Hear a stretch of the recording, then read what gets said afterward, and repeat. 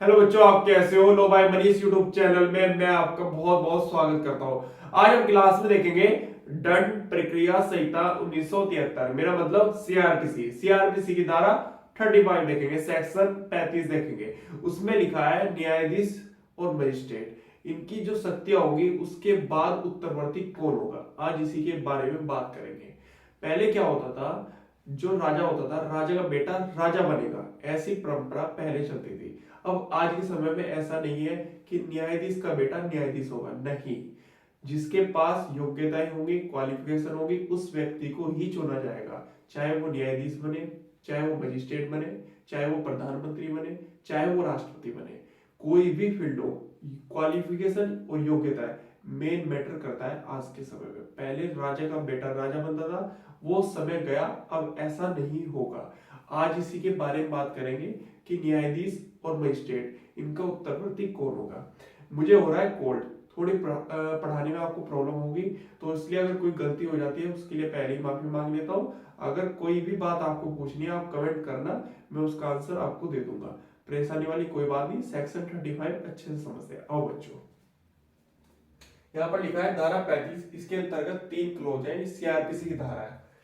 न्यायाधीशों मतलब जज और मजिस्ट्रेटों की शक्तियों का उनके पद उत्तरवर्तियों द्वारा प्रयोग किया जा सकता है। उत्तरवर्ती का मतलब होता है, जैसे एक न्यायाधीश है, इसके बाद उसको कौन संभाले, उसको बोलते हैं उत्तरवर्ती पद। ठीक है।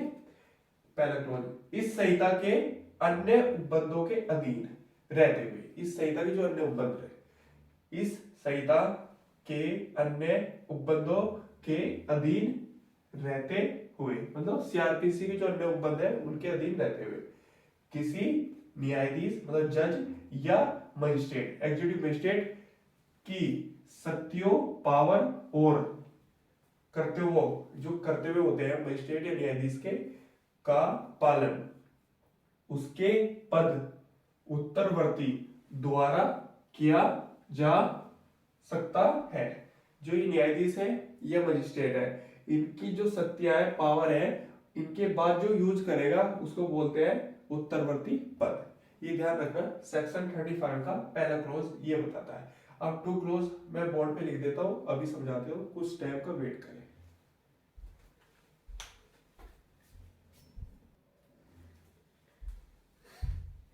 सीआरपीसी की धारा 35 चल रही है, इसका सेक्शन मतलब क्लोज 2 देखते हैं। इसमें लिखा है, जब इस बारे में कोई शंका है, कोई डाउट है कि किसी अपर या सहायक, अपर या सहायक सेशन न्यायाधीश का पद उत्तरवर्ती कौन है, तब किसी अपर सहायक सेशन न्यायाधीश या सहायक सेशन न्यायाधीश का पद उत्तरवर्ती कौन होगा, इन दोनों का उत्तरवर्ती पद कौन संभालेगा, अब समझते हैं इसके बारे में। तब सेशन न्यायाधीश, सेशन न्यायाधीश लिखित आदेश द्वारा, आदेश द्वारा मतलब ऑर्डर द्वारा, यह अवधारित करेगा, बताएगा कि कौन सा न्यायाधीश इस संहिता के या इसके अधीन किन्हीं कार्रवाइयों या आदेशों के प्रयोजन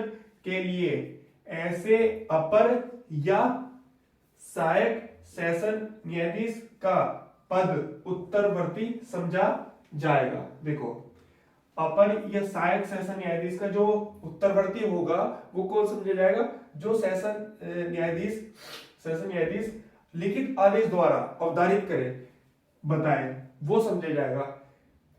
एक बात। दूसरी बात, कौन सा न्यायाधीश इस संहिता के या इसके अधीन किन्हीं कार्रवाइयों या आदेशों के प्रयोजन के लिए ऐसे अपर या सहायक सेशन न्यायाधीश का पद उत्तरवर्ती समझा जाएगा।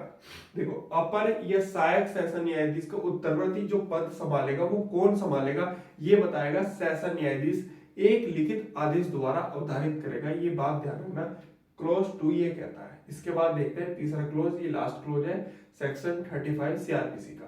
क्लियर हो गया? अभी 2 समझ लिया, तीसरा और समझ लेते हैं।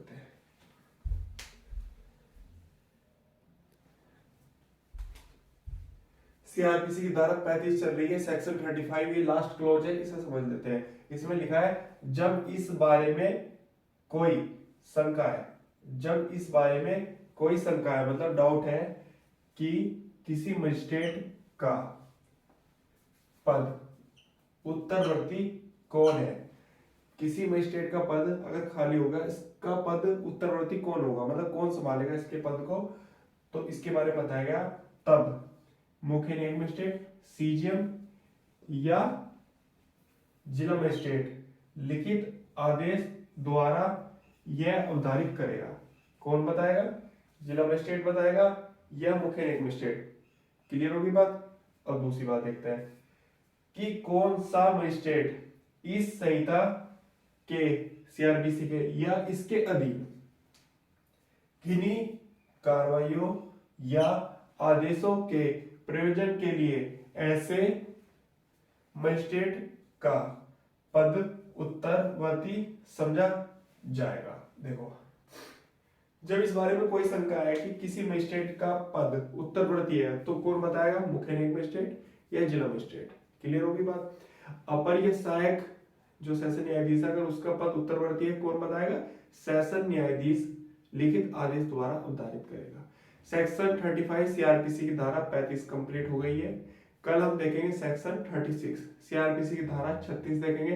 तबीयत थोड़ी खराब है, इस वजह से थोड़ी पढ़ाने में प्रॉब्लम हो रही है, गला और नाक बिल्कुल बंद है, कोल्ड हो रहा है मुझे बहुत तेज, पर लेकिन मैं आपकी क्लास नहीं छोड़ सकता था, इसलिए मैं चाह रहा हूँ कि मतलब आपकी क्लास रेगुलर चले। मैं नहीं चाहता कि बीच में क्लास ऑफ हो जाए, क्योंकि आपके एग्जाम भी आ रहे हैं और आप अपने नोट्स बना रहे हैं, तो उसके लिए माफी चाहता हूँ कि आपकी एक दिन क्लास बंद रही है, पर लेकिन मैं रेगुलर क्लास कराने की कोशिश करूंगा। बोलने में बहुत प्रॉब्लम हो रही है, गला बिल्कुल बंद है, नाक भी नहीं खुल रहा, विक्स भी लगा ली, दवाई भी ले ली, पर लेकिन पढ़ाई अपनी जगह है, तो इसलिए पढ़ाई तो करनी ही पड़ेगी, चाहे वो कैसे भी करो, पढ़ाई रो के करो या हंस के करो, पढ़ाई तो करनी है। ये आपको कहीं तक पीछा नहीं छोड़ने की।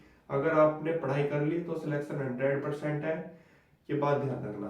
तो खुश रह के अपने अच्छे से घर में रहो, मौसम चेंज हो रहा है, सेफ्टी के अनुसार अपने कपड़े वगैरह पहन के रहो और अच्छे से अपनी मेहनत करो और सिलेक्शन लो और खुश रहो। आज के लिए धन्यवाद, कल फिर मिलेंगे।